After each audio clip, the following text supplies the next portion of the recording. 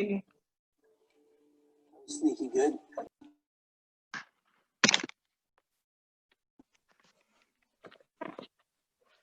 Hi, Sugar Lamp.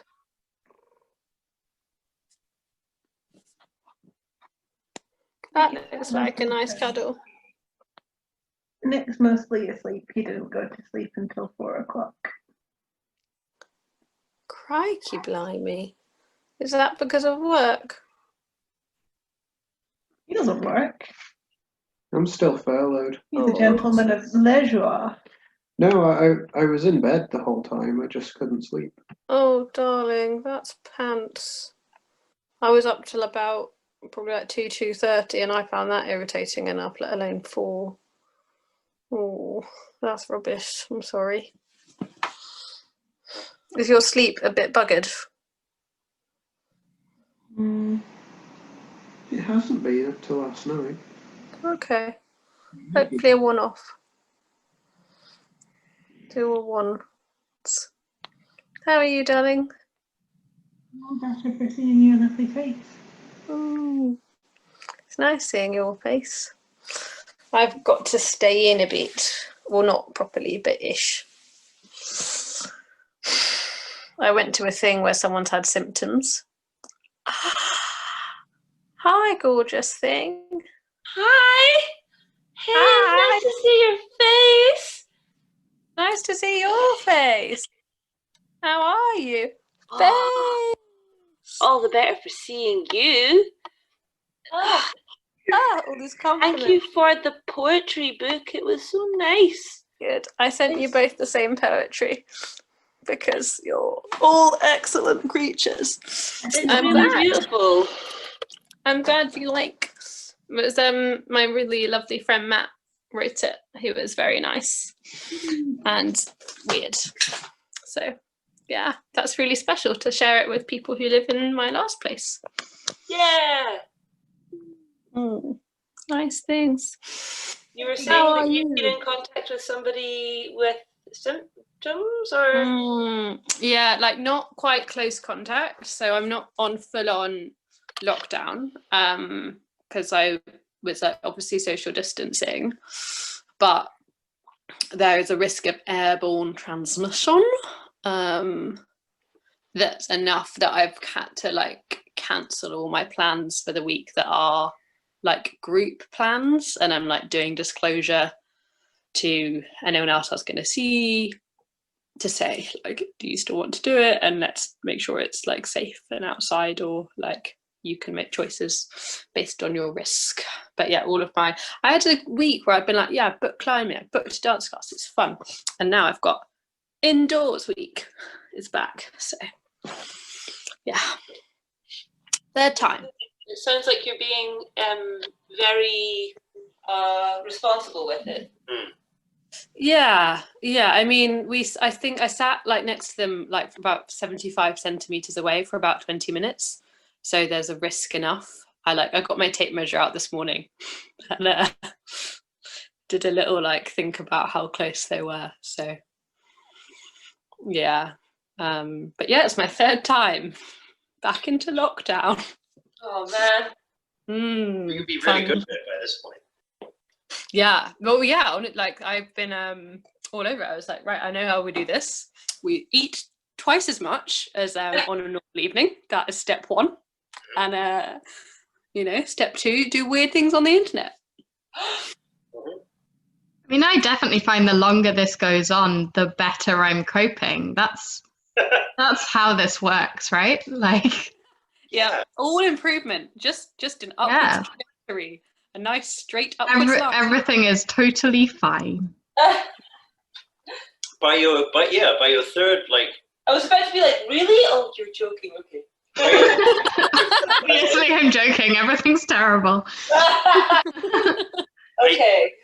Except Storytime. Storytime is wonderful. Yeah. And like pretty much a lifesaver at this point. So. Have you guys filled out the form for the thing? I think there's an option at the bottom of the form to give a little bit of like a rating bit, being like, "Hey, Frankie, we really appreciate Storytime." So That was a big part of why I wanted to do a reading, is just to be like, hey, this is important. Yeah. Like this morning when I got the news, one of the things that like helped me not completely panic and freak out was the like, it's okay, Storytime will be there. It will be okay. There will So, be some humans. Duncan, I'm not sure I've ever seen like a real background behind you. I feel like you've only ever been in deserts or hot air balloons or like various exciting places. I'm not at home tonight. I'm down the hackerspace and I'm on my phone rather than the laptop, so no magic background for me. But I do have actual books as a background. yeah. I was going to say, that's a brilliant background. That would have been like, I'd have been showing that off the entire time. Yeah. Sadly, not my normal background. Oh, okay.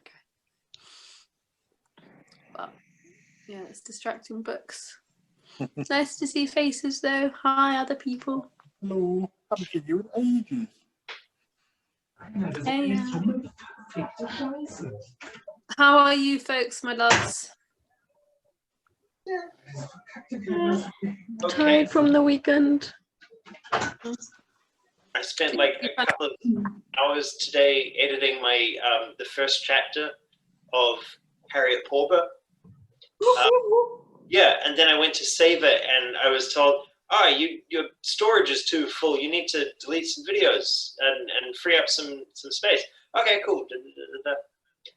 Hey, we can't find that video file for you to save. Weird. Anyway, oh well, good luck. Yeah. Oh. Yeah. That's so annoying. I got to take it from the top, but Oh, I had to do that with one of my Harry Potters, and it was the worst. Oh, I feel you. That's I not fun. said few voices to Malcolm, and I have the Weasleys, Harry, and Hermione going to the Quidditch World Cup and meeting Cedric Diggory and his dad. That's every voice. Like all of the characters. No, I get all of them plus Hagrid, Karkaroff, Crumb, Snape, Charlie Weasley. I've got the Hungarian horntail. Oh, Nice. Oh, that's cool Oh, though. wow. Mm. Yeah. I I feel like Weasleys though, like they don't necessarily need to be all very different. Like you can just be like, this is the Weasley sound. Hello. and then there's Percy. Yeah. Oh, fucking Percy. So Yeah. Percy's not there because he can Yeah, like- apparate. So the older brothers aren't in it because they're all going to come along by apparition later. Oh, Yeah. right. You can just do like Weasley and other, and like that will be the two voices for the whole chapter. I think is fine. So I've got chapter 33, which is basically just Voldemort. Like it's just Voldemort like monologuing for an entire chapter, which I'm very psyched about. excellent. Oh my god, I would love to listen to the Voldemort monologue for an entire chapter. Frankie's gonna make Voldemort sexy? No. Oh, Michael It's so Catt- confusing. Yeah, Are you Michael gonna- Catt is going to fucking love that. Are you gonna sticky tape your nose as you like for the video as you do it? I'm gonna shave all my hair off. Don't tease me about this. Don't joke. I am not doing voices because last time I did voices, I then got the cough that was I think it was COVID cough, but just in case it wasn't COVID, I'm going to not do voices because that was so annoying last time. So, not worth it. I'll do accents, but not sounds because that's different. Yeah, all of the rasping last time was a fucking error. I did voices yesterday for the first time, and it was surprisingly not scary. Yeah. Aw, What voices did yay. you do? I was reading Sherlock. Oh yeah, which voices was it? Well, there was a Sherlock voice and a Watson voice and a Nelligan voice and a Peter Kearney voice. Nice. How exciting. Awesome. That's awesome. I'm going to get the book so I can work out which chapter or what's in my chapter. Are we doing number 4? Yeah. It's number 4, isn't it? I'm looking at mine right now to figure out what characters I have. Yep. This is the state of my number 4 right now. The entire cover has fallen off. It's been read so much that it's destroyed. So I'm going to look it up. Oh, yes, I have Madam Maxine and Does anyone Hagrid. have one with the chapters in it? Because mine's fucked. Yes. Oh, but they do say Right. the chapters at the top. Oh, right. Yeah, it doesn't have a chapter or title of contents. Okay. Yeah, mine's like that. What chapter do I you know have, what- Liz? Priori Incantatem. Oh, God, I think I've got the sad chapter. Oh, that's yeah. That's going to be super emotional. That's a good chapter. That is a really good chapter. Bugger. Ooh. Also, Liz, it's so nice to have you along. Are you Hi, just here for pre-chat, or are you staying for the whole thing? I am here for the whole thing, my loves. The book doesn't have a contents page. Okay, fine. Well, my Oh, version it's a nice doesn't. short one. Oh, Malcolm has been kind. That's good. That's nice. I did fuck over last time with all of the large size, so. But oh, there's so many feelings. So many voices, holy shit. Hi, Carmen. Bina or Kitty, can I borrow your copy? Oh God, I've got Lily. Lily and James. I can't find mine because I think it's at my parents', but my sister might have taken it. Yeah, that's fine. I'm actually gonna have to prep this.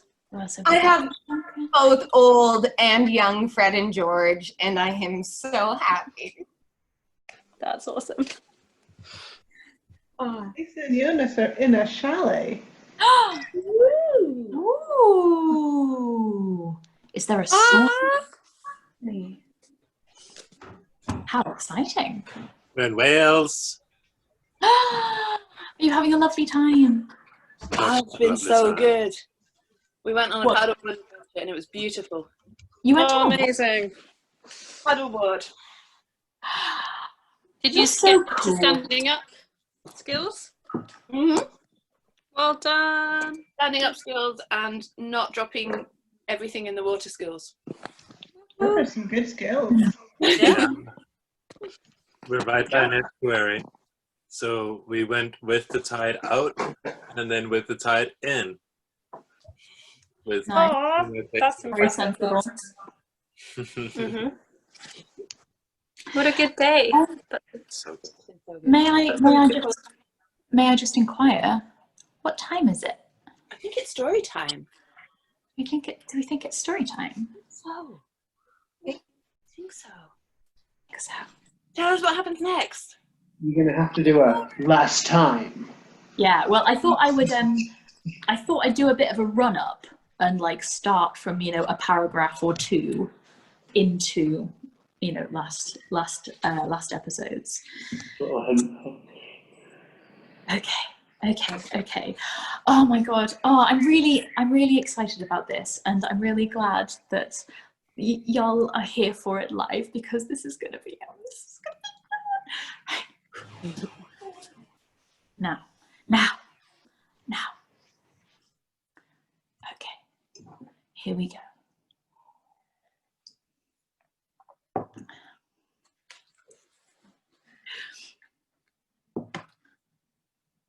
Are you sitting comfortably? Then I'll begin.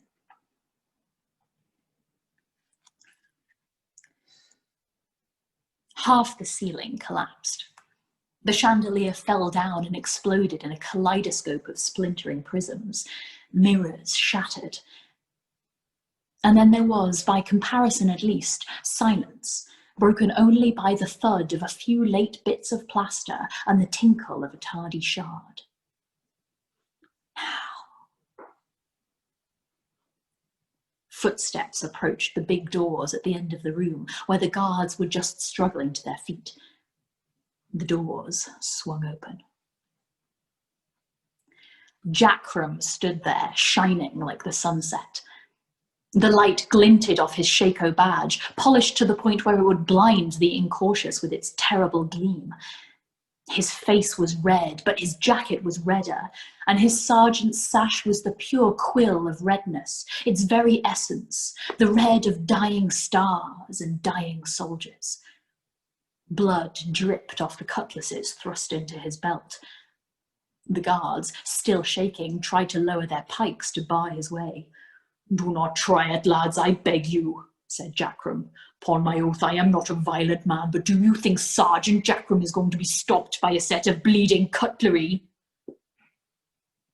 The men looked at Jackram, steaming with barely controlled rage, and then at the astonished generals, and took an immediate decision on their own desperate initiative. Good lads, said Jackram. With your permission, General Frock. He did not wait for a reply, but marched forward with parade ground precision. He came to boot-crashing attention in front of the senior generals, still brushing plaster dust from their uniforms, and saluted with the precision of a semaphore. I beg to report, sir, that we now hold the main gates, sir. Took the liberty of putting together a force of the ins and outs, the side-to-sides and the backwards and forwards, sir, just in case. Saw a big cloud of flame and smoke over the place and arrived at the gates just as your lads did. Got 'em coming and going, sir.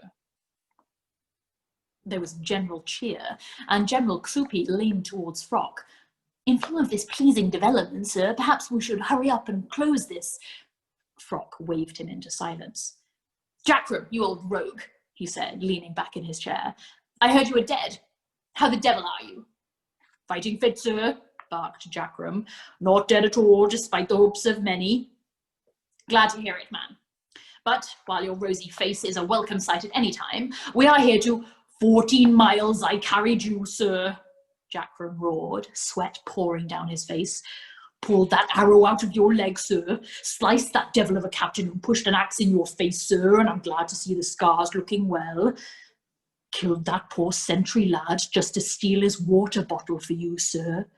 Looked into his dying face, sir, for you. Never asked for nothing in return, sir. Right, sir? Frock rubbed his chin and smiled. Well, I seem to remember there was that little matter of fudging some details, changing a few dates, he murmured. Don't give me that bleeding slop, sir, with respect. That wasn't for me, that was for the army. For the Duchess, sir.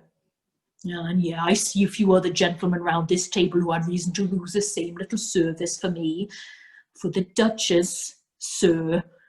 And if you was to leave me one sword, I'd stand and fight any man in your army, sir, be he never so young and full of mustard.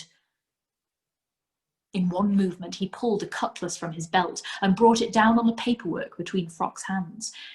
It bit through into the wood of the table and stayed there. Frock didn't flinch. Instead, he looked up and said calmly, Hero though you may be, Sergeant, I fear that you have gone too far. Have I gone the full 14 miles yet, sir? Said Jackram.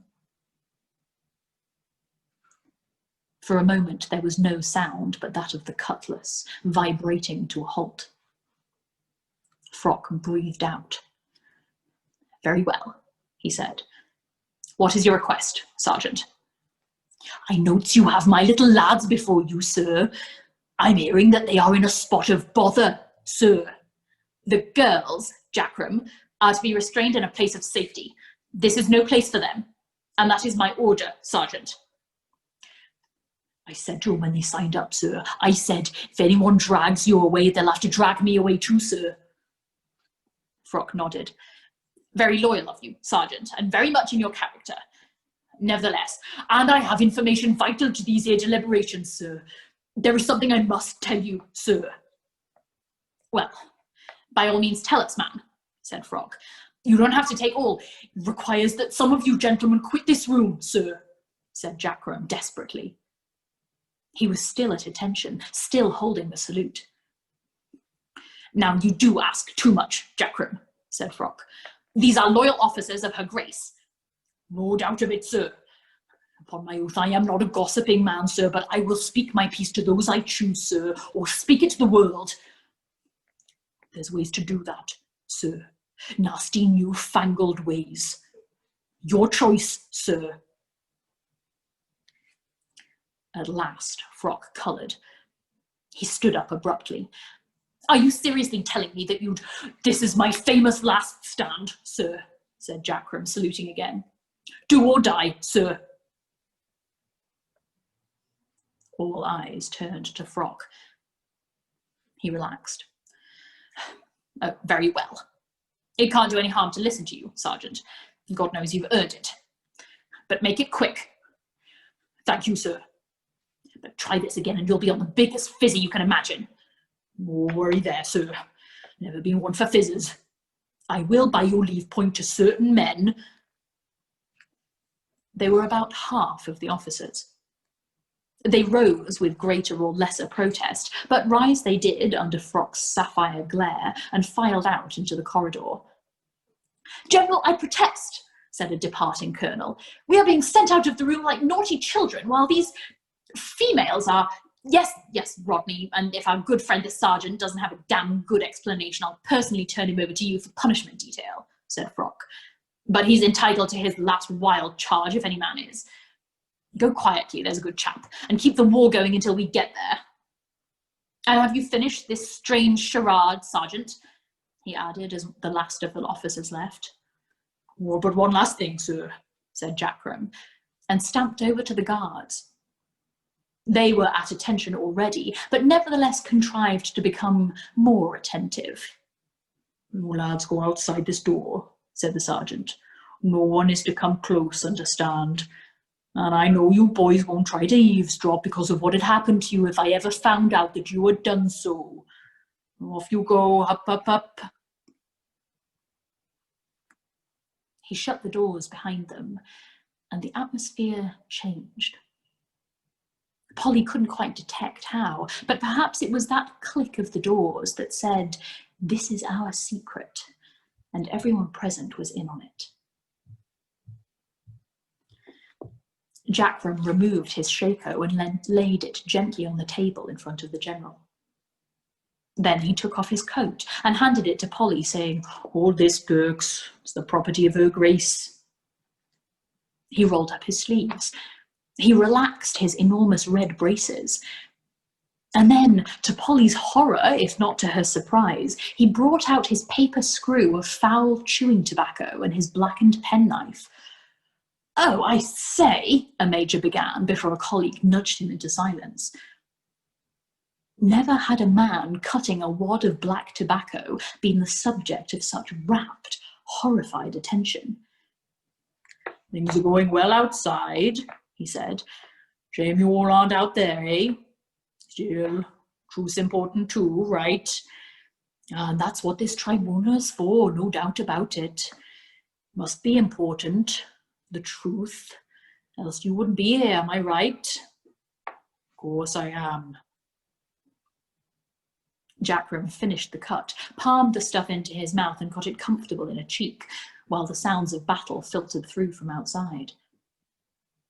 Then he turned and walked towards the major who had just spoken.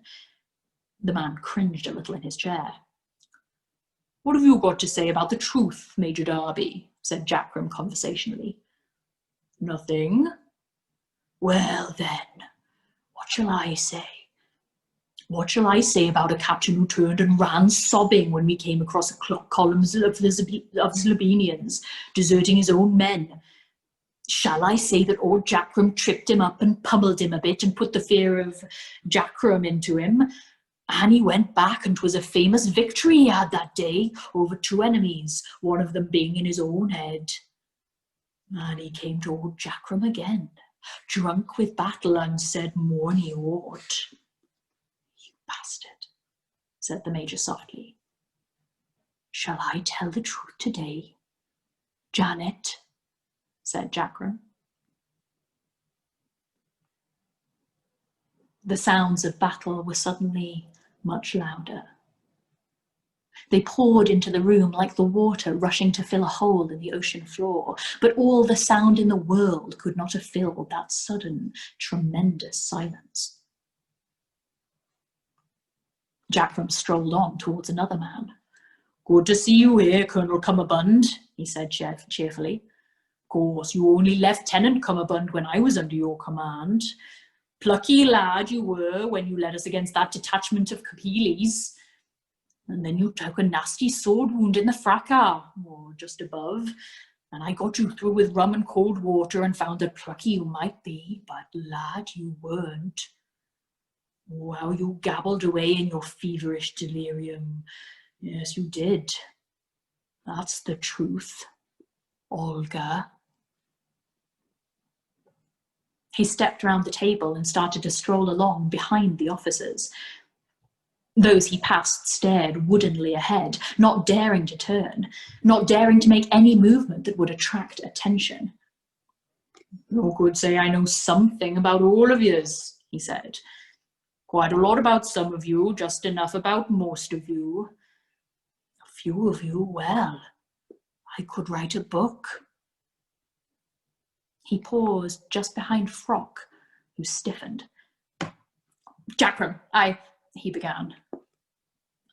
Jackram put a hand on each of Frock's shoulders. 14 miles, sir. 2 nights, 'cause we lay up by day, the patrols were that thick. Cut about pretty dreadful you were, but you got better nursing from me than any sore bones, I'd reckon." He leaned forward until his mouth was level with the general's ear and continued in a stage whisper. "What is there left about you that I don't know? So, are you really looking for the truth, Mildred?"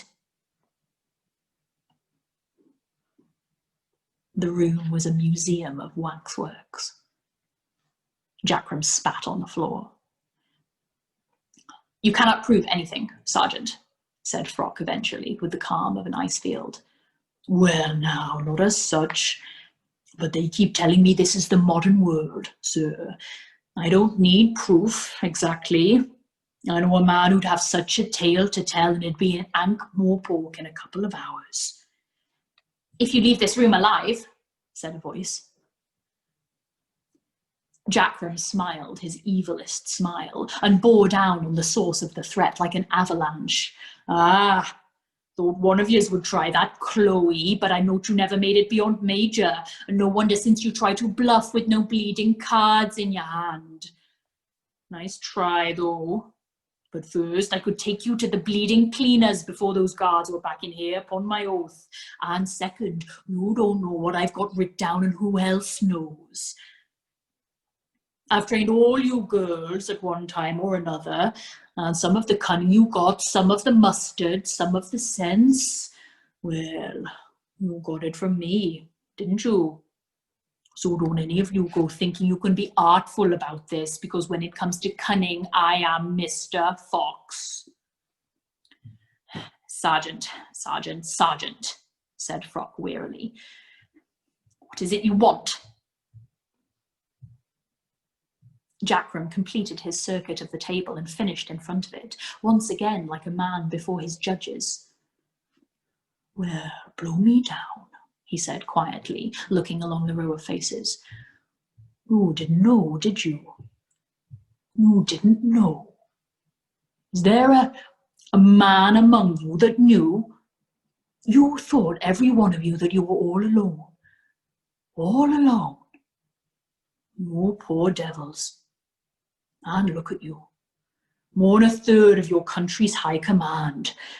You made it on your own, ladies. What could you have done if you'd acted to..."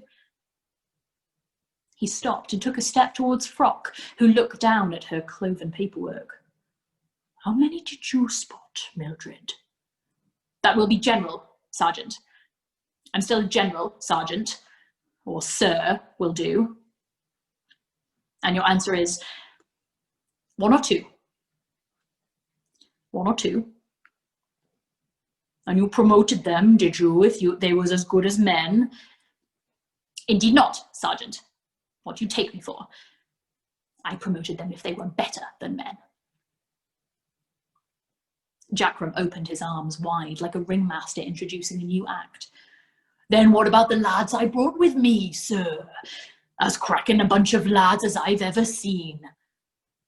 He cast a bloodshot eye around the table. "And I'm good at weighing up a lad, as you all know. They'd be a credit to your army, sir." Frock looked at her colleagues on either side. An unspoken question harvested unsaid answers. "Yes, well," she said. "All seems clear to us in the light of new developments. When beardless lads dress up as girls, there's no doubt that people will get confused. And that's what we've got here, Sergeant. Mere confusion. Mistaken identities. Much ado, in fact, about nothing. Clearly, they are boys, and may return home right now with an honourable discharge. Jackram chuckled and stuck out a palm, flexing the fingers upward like a man bargaining. Once again, there was the communion of spirits. Very well. They can, if they wish, continue in the army, said Frock. With discretion, of course. No, sir. Polly stared at Jackram and then realised the words had in fact come from her own mouth. Frock raised her eyebrows. What is your name again? She said. Corporal Perks, sir, said Polly, saluting. She watched Frock's face settle into an expression of condescending benevolence. If she uses the words my dear, I shall swear, she thought. Well, my dear, not your dear, sir or madam, said Polly.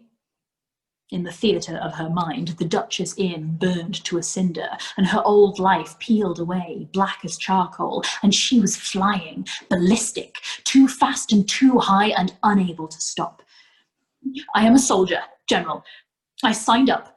I kissed the Duchess. I don't think generals call their soldiers my dear, do they? Frock coughed. The smile remained, but had the decency to be a bit more restrained. And private soldiers just don't talk to generals like that, young lady, so we'll let that pass, shall we? Just here, in this room, I don't know what passes and what stays, sir, said Polly. But it seems to me that if you are still a general, then I'm still a corporal, sir.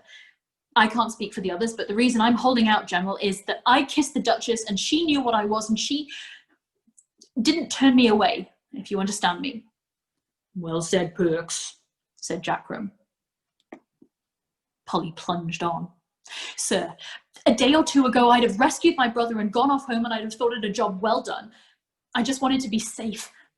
But now I see there's no safety while there's all this stupidity. So I think I've got to stay and be a part of it. Try to make it less stupid, I mean. And I want to be me, not Oliver. I kissed the Duchess. We all did. You can't tell us we didn't, and you can't tell us it doesn't count because it's between us and her.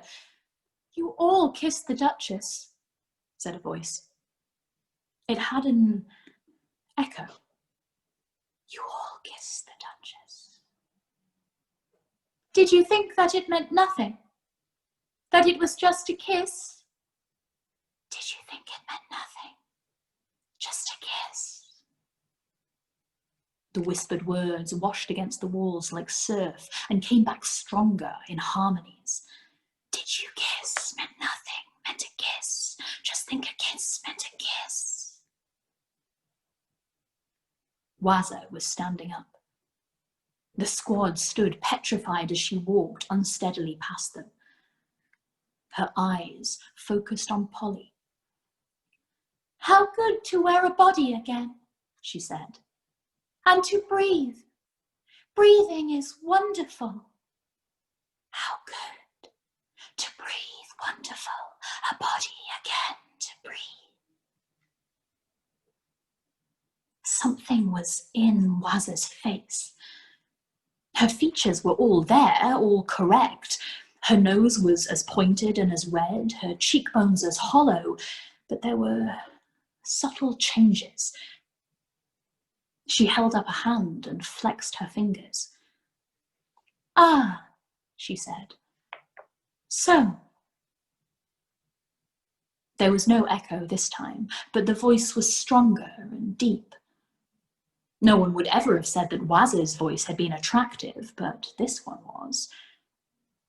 She turned to Jackram, who dropped onto his fat knees and whipped off his shako. Sergeant Jackram, I know that you know who I am. You have waded through seas of blood for me. Perhaps we should have done better things with your life, but at least your sins were soldiers' sins, and not the worst of them at that. You are hereby promoted to Sergeant Major, and a better candidate for the job I have never met. You are steeped in deviousness, cunning and casual criminality, Sergeant Jackram. You should do well. Jackram, eyes cast down, raised a knuckle to his forehead. Not worthy, Your Grace, he muttered. Of course you aren't. The Duchess looked around. Now, where is my army? Ah. There was no echo at all in the voice now, and none of Waz's cowering and downcast eyes. She positioned herself directly in front of Frock, who was staring with his mouth open. General Frock, you must do one final service for me. The general glared. Who the hell are you? You need to ask. As always, Jackram thinks faster than you. You know me. I am the Duchess Anagovia. But you are, one of the other officers began, but Frock held up a hand again. The voice is familiar, she said in a faraway whisper. Yes. You remember the ball? I remember it too. 40 years ago. You were the youngest captain ever. We danced, stiffly in my case. I asked you how long you had been a captain, and you said, 3 days, said Frock with her eyes shut. And we ate brandy pillows and a cocktail that I believe was called Angel's Tears, said Frock. I kept the menu, Your Grace, and the dance card. Yes, said the Duchess. You did.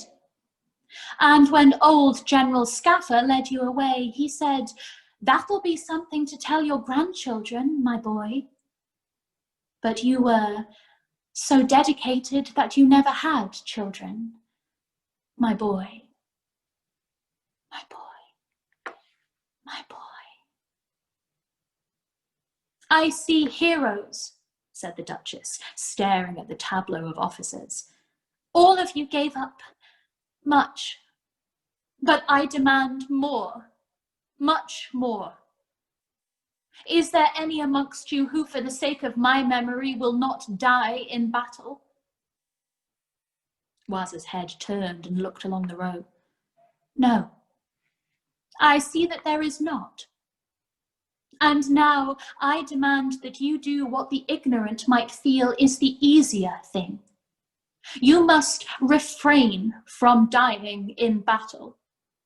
Revenge is not redress. Revenge is a wheel, and it turns backwards. The dead are not your masters. What is it you want of me, ma'am? Frock managed. Call in your other officers. Make what truces are necessary for now. This body, this poor child will lead you. I am weak, but I can move small things. Thoughts, perhaps. I will leave her something. A light in the eye, a tone in the voice. Follow her.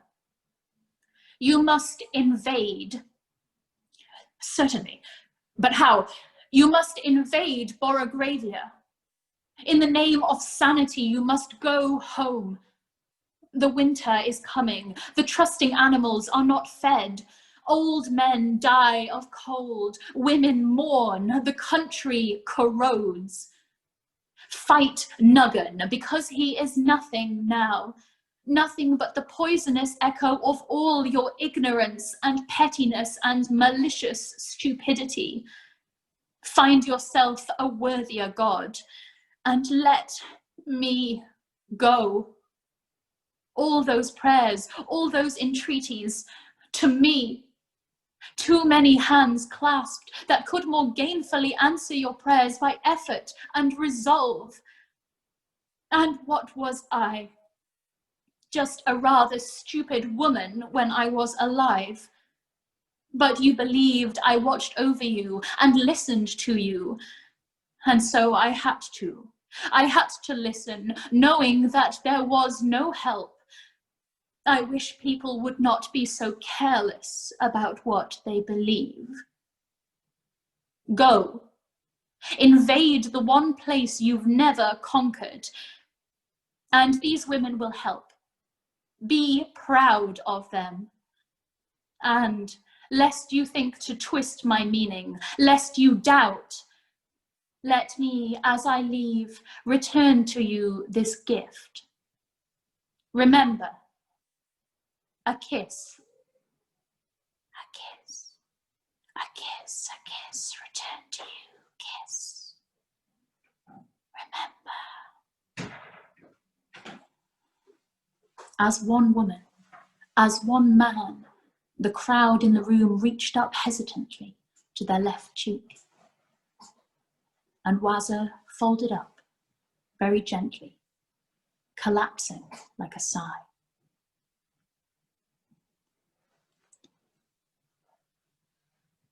Frock was the first to speak. I think we need to. She faltered into silence. Jackram got to his feet, brushed the dust off his shako, placed it on his head, and saluted. "Permission to speak, sir," he said. "Oh, good heavens, Jackram," said Frock distractedly. "At a time like this, yes, yes." "What are your orders, sir?" "Orders?" Frock blinked and looked around. "Orders. Orders, yes. Well, I am the commander. I can request a... Yes, I can request a truce, Sergeant." "That's Sergeant Major, sir," said Jackram. "Right you are, sir. I'll organise a runner to go to the Alliance." "I suppose a white flag would be..." "Good as done, sir. Leave it to me," said Jackram, radiating efficiency. "Yes, of course. Before we go any further, ladies and gentlemen, some of the things said here, the whole issue of women joining as women, obviously..."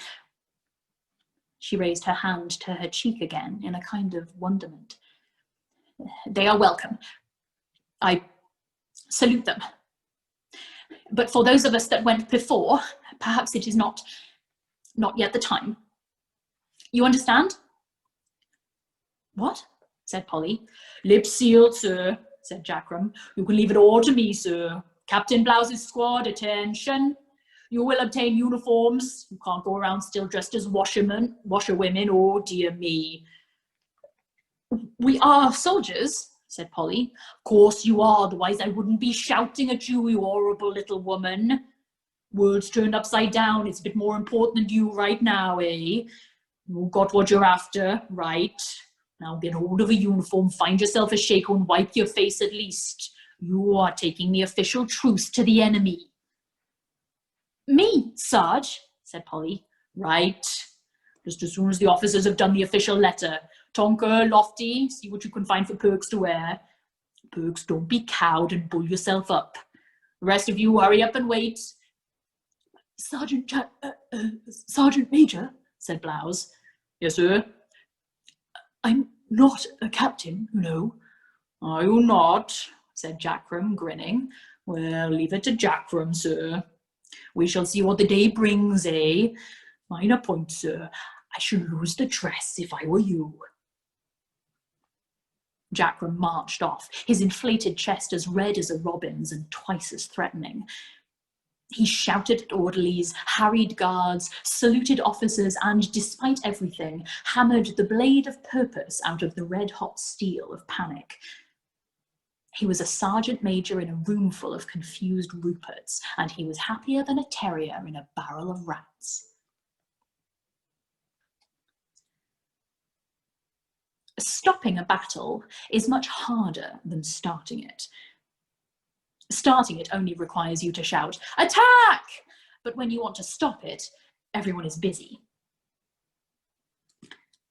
Polly could feel the news spreading. "They're girls." The orderlies, scuttling in and out, once more kept staring at them as if they were some kind of strange insects.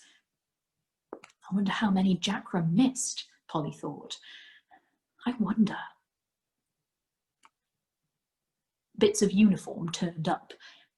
Jade found some trousers that fitted by locating a clerk who was Polly's height, lifting him up and pulling them off him. A jacket was acquired. Lofty even stole a shako of the right size and polished the badge with her sleeve until it gleamed. Polly was just doing up her belt when she spotted a figure on the far side of the room. She'd completely forgotten about him. She pulled the belt tight and thrust the leather through the buckle as she walked, and then strode through the crowds of figures. Strappy saw her coming, but it was too late. There was no escape short of running, and captains didn't run from corporals. He stood his ground like a rabbit hypnotized by the approaching vixen and raised his hands as she approached. "Now then, Perks, I'm a captain and I have a job to," he began. "And how long do you think you'll hold that rank now, sir?" hissed Polly. "When I tell a general about our little fight, and how you sicked the prince onto us, and how you bullied Wazza, and about my hair, you sticky little miserable apology for a man. Shufty's a better man than you and she's pregnant." "Oh, we knew there were women getting in," said Strappy. "We just didn't know how far the rot went." "You took my hair because you thought it meant something to me," hissed Polly. "Well, you can keep it. I'll grow some more and no one is going to stop me, understand? Oh, and one other thing. This is how far the rot goes." It was a blow rather than a slap, and it knocked him down so hard that he rolled. But he was Strappy and staggered upright with a finger pointed for vengeance. "She struck a superior officer!" he screamed. A few heads turned. They looked at Strappy. They looked at Polly. Then they looked back, grinning, to what they had been doing. "I should run away again if I were you," said Polly. She turned on her heel, feeling the heat of his impotent fury. As she was about to rejoin Jade and Maledict, someone touched her arm. She spun round. "What? Sorry, Major Clogston," she said. She felt she wouldn't be able to deal with Strappy again, not without committing murder. That would probably get her into trouble, even now. "I should like to thank you for a most enjoyable day," said the Major. "I did my best, but I think we were all outclassed." "Thank you, sir," said Polly. "This was a pleasure, Corporal Perks," said Clogston. "I shall watch your future career with interest and envy. Congratulations. And since an air protocol seems to be flapping loose, I will shake you by the hand." They shook. "And now we have duties," said Major Clogston, as Jade arrived with a white sheet on a pole. "Oh, and by the way, my name is Christine. And you know, I really don't think I could get used to wearing a dress again."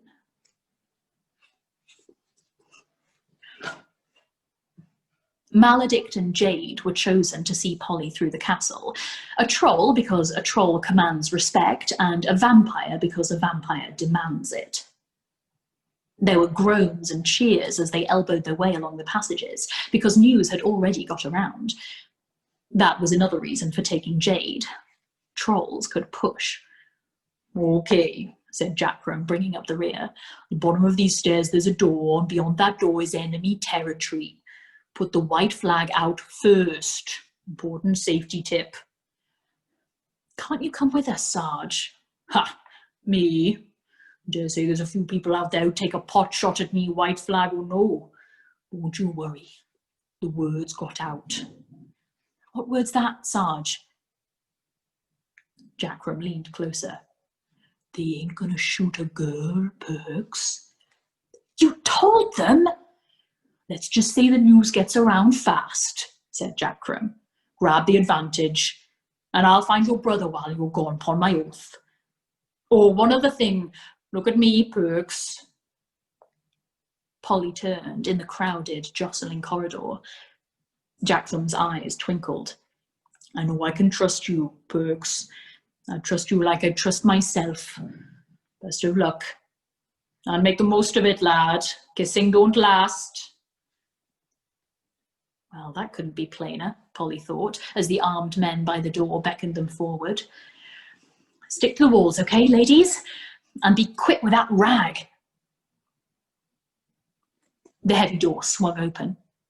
Half a dozen arrows bounced and pinwheeled along the corridor. Another one tore through the flag. Polly waved it desperately. She heard distant shouting and then cheers.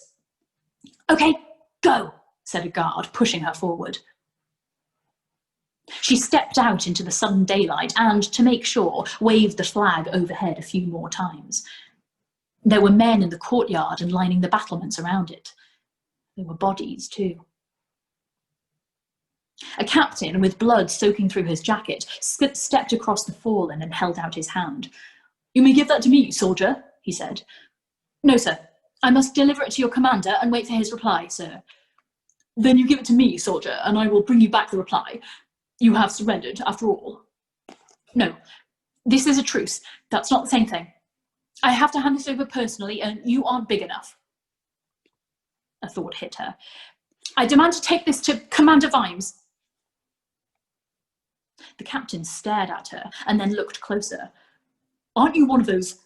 Yes, said Polly. And you locked them in chains and threw the key away? Yes, said Polly, seeing her life start to flash past her eyes. And they had to hop miles with shackles on and no clothes? Yes. And you're just women? Yes, said Polly, letting the just go for now. The captain leaned closer and spoke while trying not to move his lips. Damn good show. Well done. About time those arrant masters were taken down a peg. He leaned back. Commander Vimes it is, then. Follow me, miss.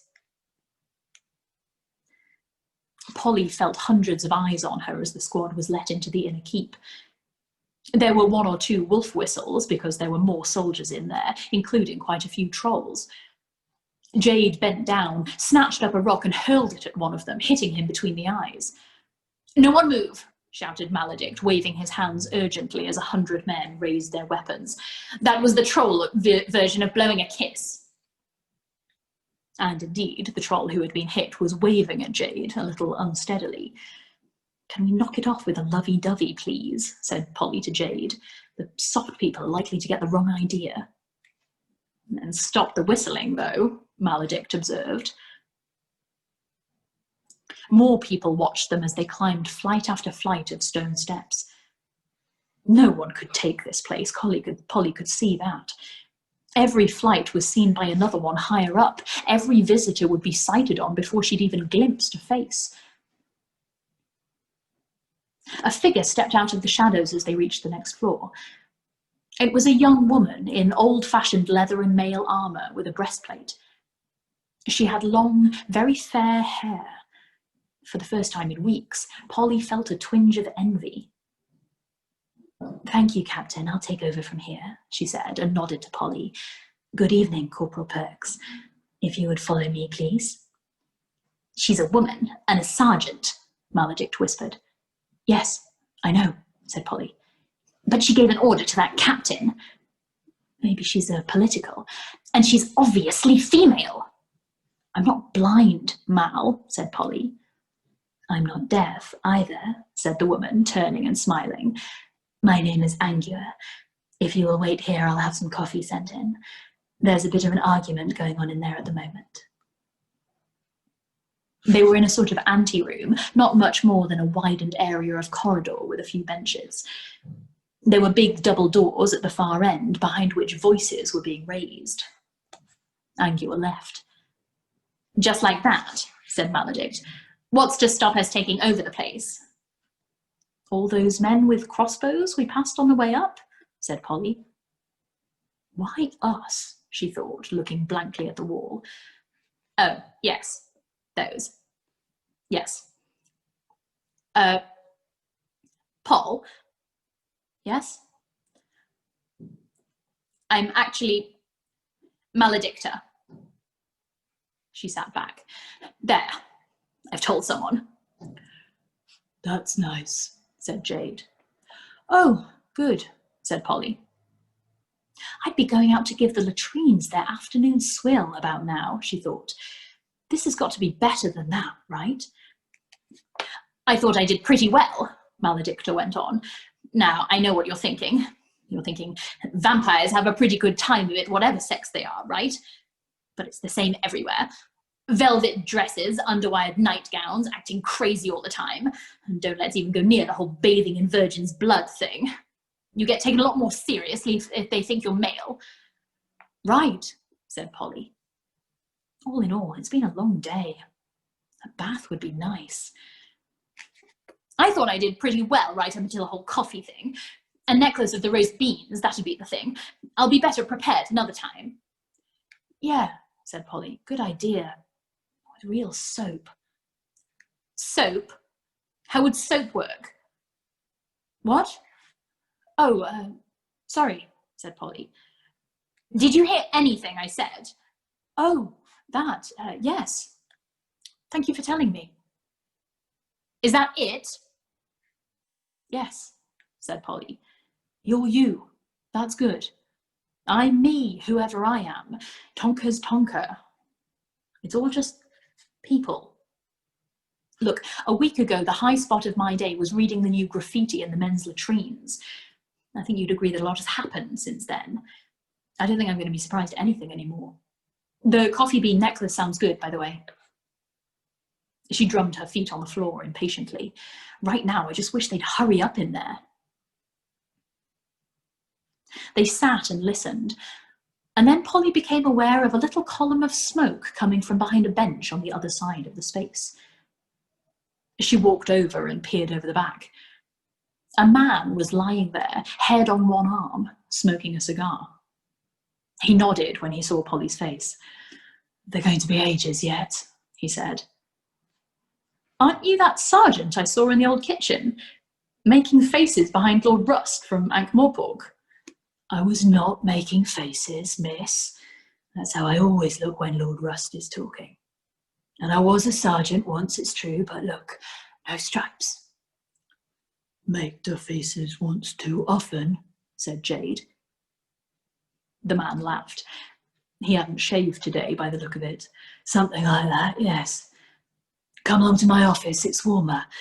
I only came out here because people complain about the smoke. Don't worry about that line there, they can wait. I'm only down the passage. They followed him. The door was indeed only a few steps away. The man pushed it open, walked across the little room beyond, and sat down in a chair. The table in front of it overflowed with papers. I think we can get enough food up here to see you through the winter, he said, picking up a sheet of paper apparently at random. Grain's a bit short, but we've got a handy surplus of white drumhead cabbage. Keeps wonderfully full of vitamins and minerals. You might want to keep your windows open if you follow me. Don't stare. I know the country's a month away from starvation. But I haven't even shown the letter to anyone, Polly protested.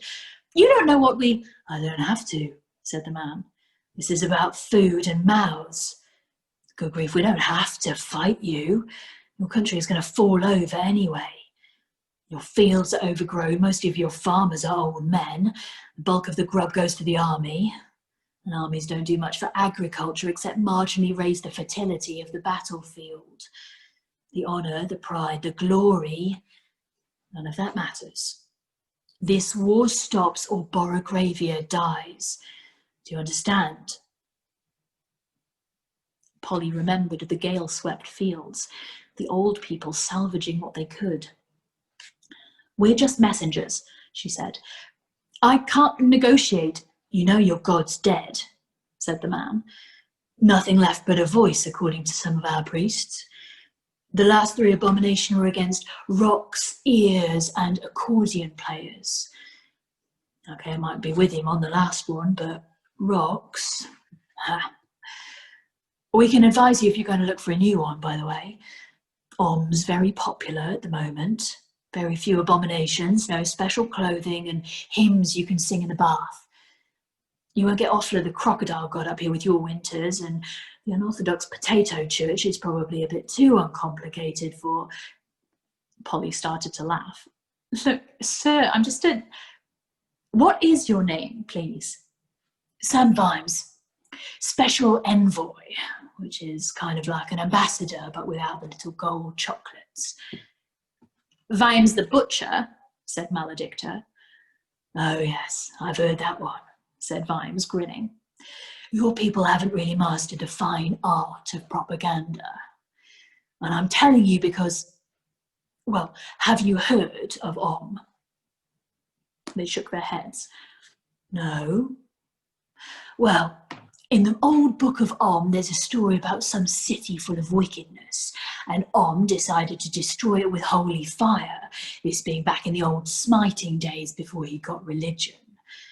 But Bishop Horn protested about this plan, and Om said he'd spare the city if the bishop could find one good man. Well, the bishop knocked on every door and turned up empty-handed. It turned out, after the place had been reduced to a glass plain, that there were probably plenty of good people there, and, being good, they weren't the sort to admit it. Death by modesty. Terrible thing. And you, ladies, are the only Borogravians I know much about, apart from the military, who, frankly, aren't chatty. You don't appear to be as insane as your country's foreign policy. You're the one piece of international goodwill it has. A bunch of young boys outwitting crack cavalrymen, kicking the prince in the fork. People at home like that. And now it turns out you're girls. They'll love that. Mr. De Word is going to have fun with that when he finds out. But we don't have any power. We can't negotiate a... What does Borogravia want? Not the country, I mean the people. Polly opened her mouth to reply, and then shut it again and thought about the answer. To be left alone, she said, by everybody. For a while, anyway.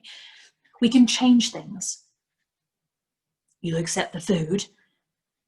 We are a proud country. What are you proud of? It came swiftly, like a blow, and Polly realised how wars happen. You took that shock that had run through her and let it boil. It may be stupid, benighted and corrupt, but it's ours. Vimes was watching her face. From this desk here, he said, the only thing your country has to be proud of right now is you women. Polly stayed silent. She was still trying to cope with the anger. It made it worse to know that he was right. We have our pride, and that's what we're proud of. We're proud of being proud. Very well then, will you buy some food? Said Vimes, watching her carefully. On credit?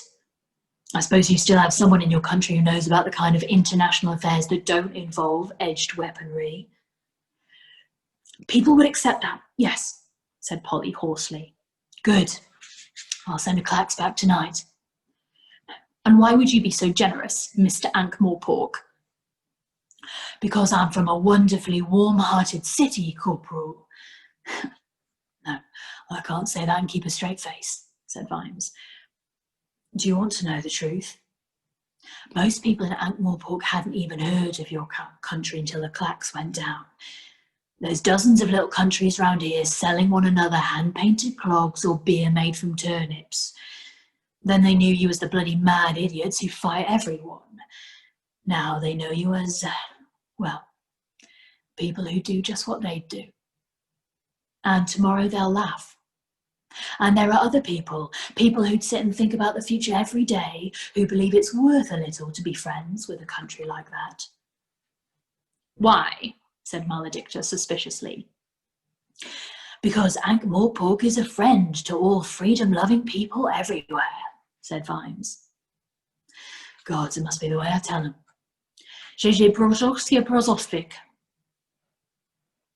He saw their blank expressions. Sorry, I've been away from home too long. And frankly, I'd rather be back there. But why did you say you were a cherry pancake? Said Polly. Didn't I say I'm a citizen of Borogravia? No, Brogosia is the cherry pancake. Borogvia is the country. Well, I made an effort at least. Look, we'd rather Prince Heinrich wasn't ruler of 2 countries. That'd make one quite big country, much bigger than the other ones around here. So it'd probably get bigger still. He wants to be like Ankh-Morpork, you see.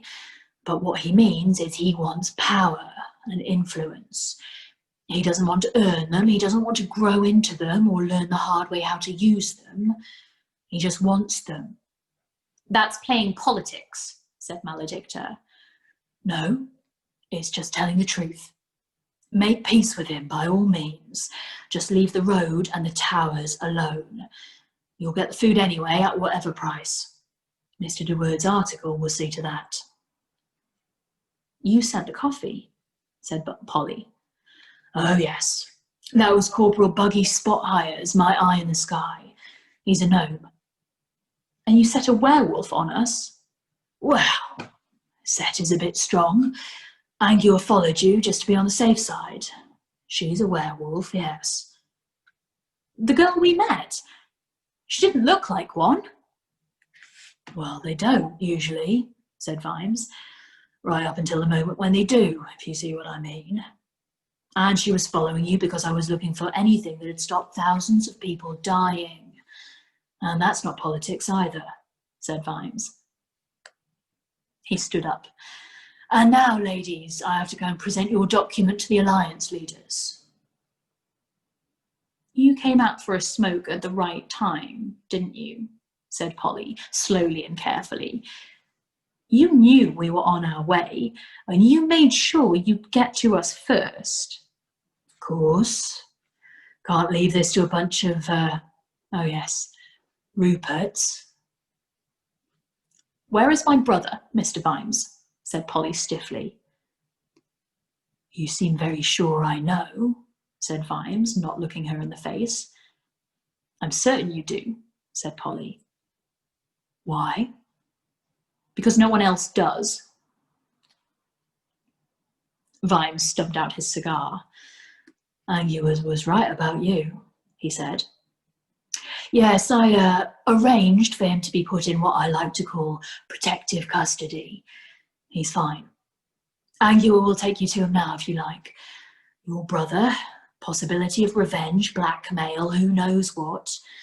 I thought you might be safer if I knew exactly who held the keys. The end of the journey, Polly thought. But it wasn't, not anymore. She got the distinct impression that the man opposite was reading her thoughts. That's what this was all about, isn't it? He said. No, sir. That's just how it started, said Polly. Well, it continues like this, said Vimes. This is going to be a busy day.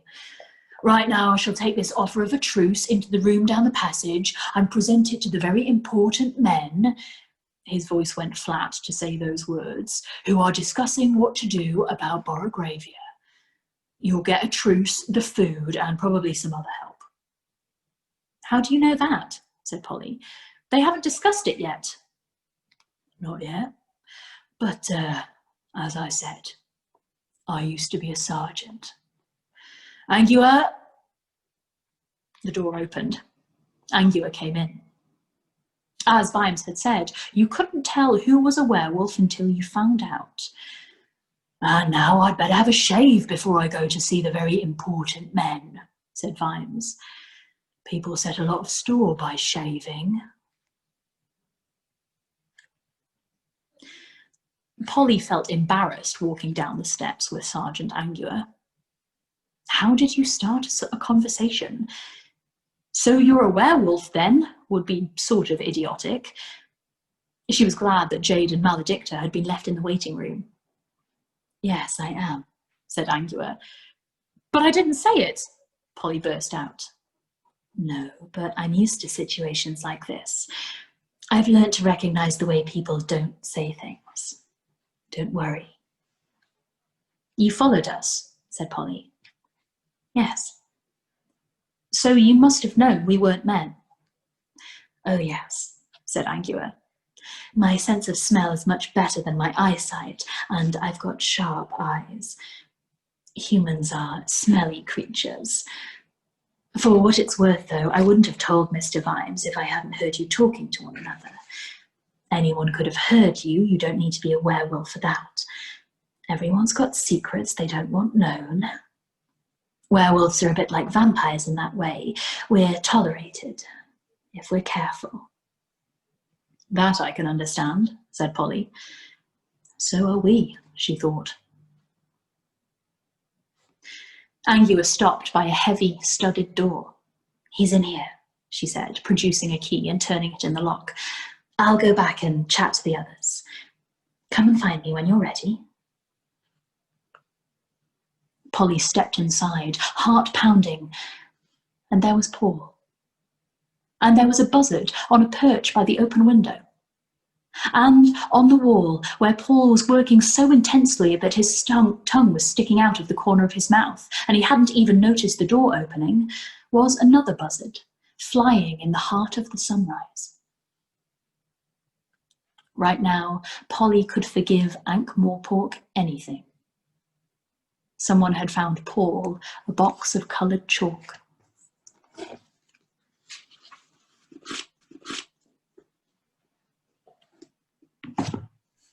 Aww. So awesome. That's adorable. That was amazing. Kitty, your face was just everything throughout that whole session. Oh, I. It was so good. Lovely. Oh, did anyone else get a bit choked up during the big speech? I'm also so intensely jealous of all the people hearing this for the first time. I know, right? Yeah. Same. Jackram is a work of genius. Oh, good. Has anyone like fallen in love with Pratchett through this, or is everyone already a fan? This is like my first proper Pratchett. So Oh, I'd say yeah. missed most of that, I'm afraid. You broke up. Did you say that this is your first Pratchett? No internet. Oh, Was that? Yeah, this Was is my that- first like proper Pratchett. Ah, I would say. that's so exciting. Yay! Hype. That's awesome. That's so cool. Excitement and goodness. I love that when Frock was, I mean, obviously you were busy.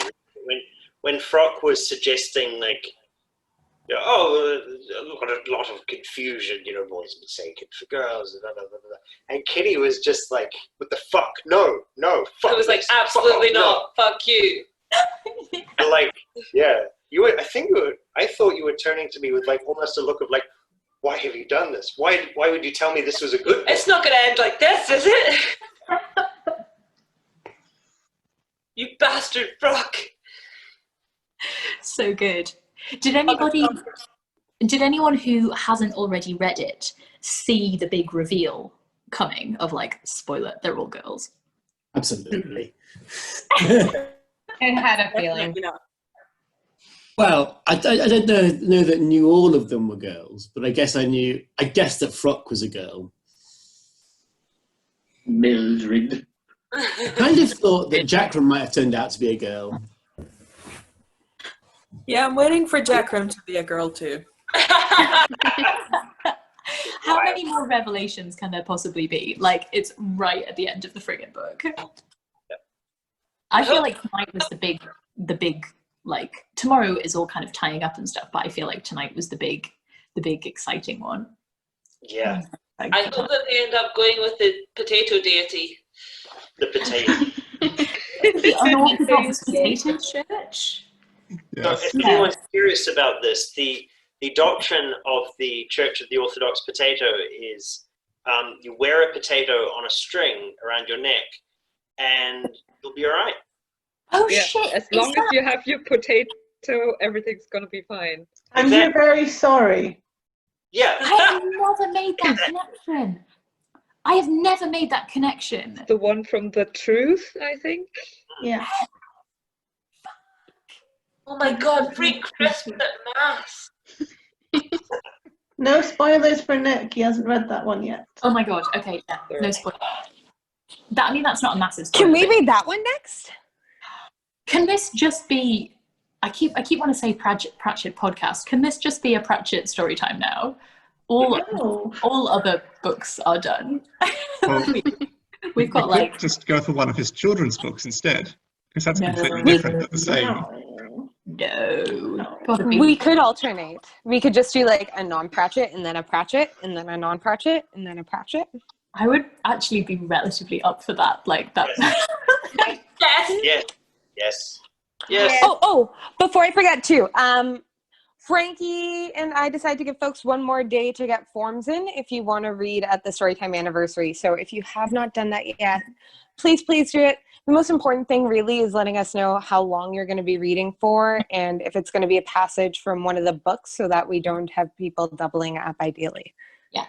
Or also, if you don't particularly want to read, or if you don't have any ideas of what you would like to contribute, but would still like to kind of come along, which I hope that people will do, and you have ideas for which bits of past books, favorite bits that you would like to hear again, because that's probably what I will mostly be doing. I will pick a few sections from previous Storytime books and read them, and I'm just going to default to maybe a couple of food descriptions and maybe a sex scene, but if anyone has particularly favorite bits that they would really like to hear again, yeah, let me know.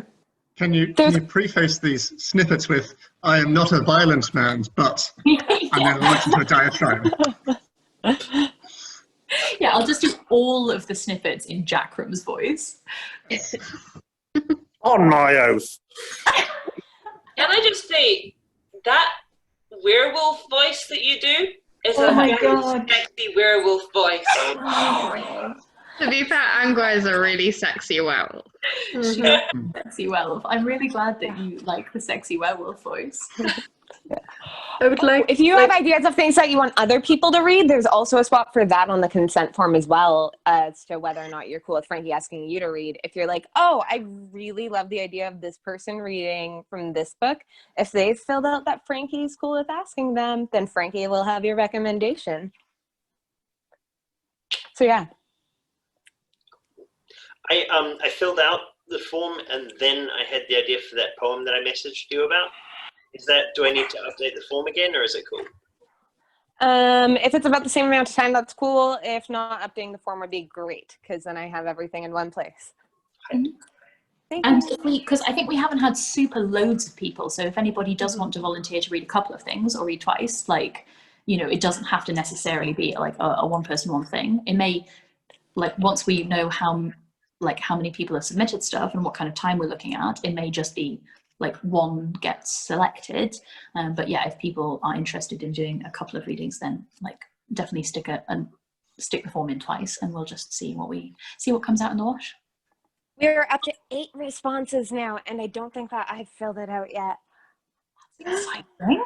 That's exciting. That's loads more than I thought we'd get. Yeah, yesterday we had 2 or 3, and then I started bugging the crap out of people. So thanks, guys, for tolerating my million messages and notifications and stuff. I love you. Love you too. I love Love you you. guys. I want to hear you read things. I'm so excited. Okay, right, listen, it's my last night in Edinburgh tonight, so I'm going to go away and have nice times with Martin. So I will see you tomorrow night for the big finale. Do you want to come over and say hi? He's lurking. Hi, Martin. Hi, Martin. Hi, Martin. Everybody look. Hi. Have a lovely night. And oh wait, well, no. So we should say goodbye to the catch-up crew. Oh yeah. Okay. Bye, catch-up crew. Catch-up crew.